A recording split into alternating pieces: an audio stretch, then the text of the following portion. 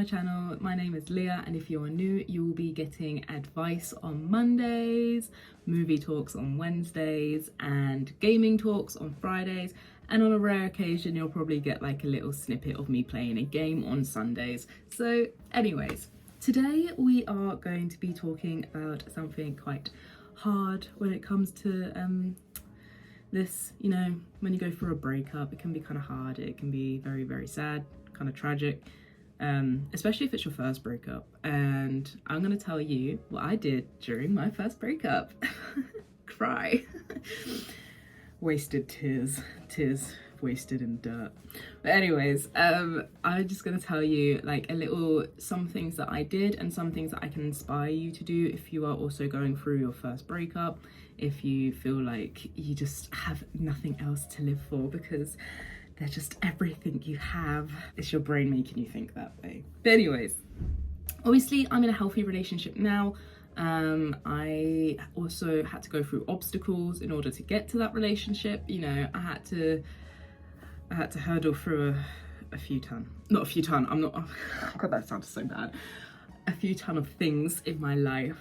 Not a few ton of guys, jeez. Oh, not that bad. Right, things to do when you are single. I think it's very healthy to cry over your former loved one. I think, you know, it is hard to move on. Very hard. I found it difficult because he was the first love of my life. And even though he cheated on me and treated me like shit and manipulated me and all other stuff. Right, things to do when you are single. A good thing to do is to be creative. I think being creative is a very good way, a very healthy... Guys, staring at me, go away. It's very healthy to be creative. It's what I did when I was single. I got into writing a bit more. I write fan fiction. Don't ask me why, it's just when I'm bored. I don't just write though, I'm also very creative. I don't know if you can tell in the background here, you can see my paint glasses. I do painting and I do drawing at times, and I haven't actually done it in a while. I did a drawing of Natsu Dragneel in a new sketchbook that I got the other day. I traced it, mainly because I haven't drawn in such a long time and I wanted to practice watercoloring, like water painting, before like doing all that stuff. So that's the whole reason why. What else do? I write poems sometimes. You know, my grandma, before she passed away, she would always write poems, like religious poems. I don't write religious poems, but I write poems about my life. I'm gonna tell you this, it is a godsend to have a journal, because I'd suggest getting a journal with blank pages, because then you can also like mix it in with the creative thing, do like some drawings of like your feelings, you know, you just want to do stuff like that. Or you can just write about your pain, your agony, what made you happy, what's made you sad, what's made you angry. You know, it's always good. Writing is such a healthy form of, you know, expressing your feelings. And obviously in text messages, it can be taken in many, many different ways. But when it's just you and your personal thoughts, you can really like get an anchor off your shoulders when you do it. And I think it's great. I do it all the time. Or I just use my book writing to be a way of my journals. I just put these suckers in there to feel my pain. If you do a bucket list of when you're single, you can achieve all those goals and then like think about moving forward. Like once you've completed all your bucket lists, go on and start looking out for a new relationship. I think that's kind of a healthy way. I actually did that, you know. I did a pity way though. I was like, go for a walk, read a book. Okay, I'm ready. No, I wasn't that bad. My friends probably have a different say, but no, seriously, do it. It really does help, and it's so healthy to like actually give you goals. I actually did myself more goals. It wasn't a bucket list, it was more like a chore list, you know, like get myself more active, like do the dishes, volunteer more with family, find a job, you know. And then I don't really work anymore, but yeah, do stuff like that, you know. Finding a new hobby is very good. I do it all the time because, you know, I think YouTube is my new hobby. Like when I'm single, or if I'm like just feeling down, or if I'm bored, I just like, oh, let's do a YouTube video. But like obviously because me being in a relationship, it's actually inspired me to carry on doing YouTube videos. I want to inspire people. I want to make people more happy. I want to make people laugh. I want to make people feel like they belong. You know, like I was always an outcast in school. Well, not always. In primary school, I had friends in secondary school, but I always, deep down, I always had that feeling of being like an outcast and not really wanted. And I want you guys, if you feel that way, you can always come to me, come to my channel, just come hither, and I will be there to try and lighten your days. But yeah, definitely find a new hobby. I mean, obviously being artistic was my new hobby. Collecting manga, I'd say, is my new hobby. Look at all this disgrace, but it's fine. You know, that's like, it's like £600 worth of stuff there.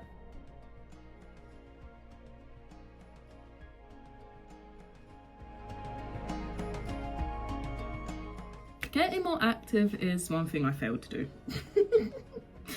I mean, I went on walks. You know, it's always good to go on a walk, clear your head. I'm sorry, when I look at myself in the camera, I'm like, my eyebrows look really weird. You know what, I'm going to tell you a little story quickly. The reason why my eyebrows look so weird is because my little cousin Saffron, when she was younger, she made me shave off half of my eyebrow, so that's why it's more rectangle and this one's more curved. But anyways, get more active. You want to be more active, like go for a run, maybe join a gym. I keep saying I'm going to join a gym, and I'm still here sitting down in my Winnie the Pooh jumper getting fat. Actually, even if you don't want to join the gym, you can always do like go and just dance on the Switch or the Wii, or go on YouTube and like go on workout, so you can just work out at home. You can do anything. I don't want to hear any excuses. Oh, but I don't have any internet. That is an excuse, but then you can just go to gym. Oh, but I don't have a job. Go for a run.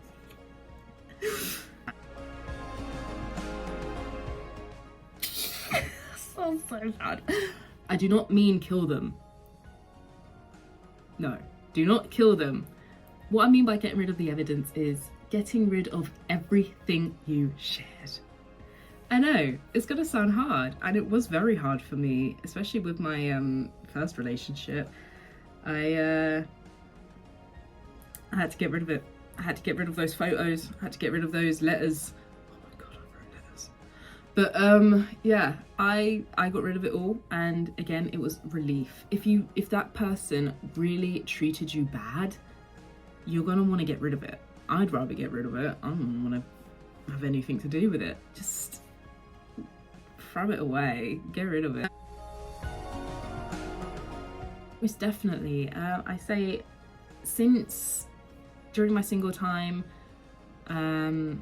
definitely spend a lot more time with them, and you know, they're always going to be there for you. You know, your friends and your family are your life. You know, if they're really that great friends to you, they may be harsh with you. Tell me about it. Please, literally believe me on that. Your friends are going to be harsh. My friends are harsh, but they're harsh out of love. And I had to learn that through the hard way. I used to feel like they didn't understand me. They didn't understand why I kept going back to that arse wipe. They just, you know, and they were like, right, Leah, this is getting annoying now. Stop. And I stopped. I listened to them eventually, and I took their advice, I spent more time with them, and I did what I could do to make myself feel better, and then I did, and now I feel happy. Always be with your friends and family, you know, they're always there for you. This is more like the beginning of the breakup, if you know what I mean. You want to avoid social media because, you know, you're just gonna get that picture where it's gonna crush your soul, and it's like, okay, whatever, lies. It's just gonna get you wound up, it's just gonna get you irritated. I'd say avoid social media is just the best thing to do. Go on YouTube or something. That's the only social media you should go on, like when you're feeling depressed. Do you know what? When I'm feeling depressed, I watch Daz Games. I love Daz. He is my favorite YouTuber in the entire planet. If I need a laugh, I go on his channel because he's actually inspired me to do YouTube, and you know, he's inspired me to carry on with it, and I'm gonna try. But anyways, yeah, no, definitely. I'm gonna tell you a little story, and it was when I went through the first breakup with my first boyfriend. We broke up a few fair times. It was literally Ross and Rachel without the ending. Brother is a crazy nut job. So yeah, basically, when I went through my first breakup, I was very, very depressed. Like, I wouldn't move, I wouldn't eat, I would literally just sleep, stay in bed. I wouldn't even go to the toilet. I was a mess. And the one time you would see me going downstairs is to make a tea. Oh shit, my tea.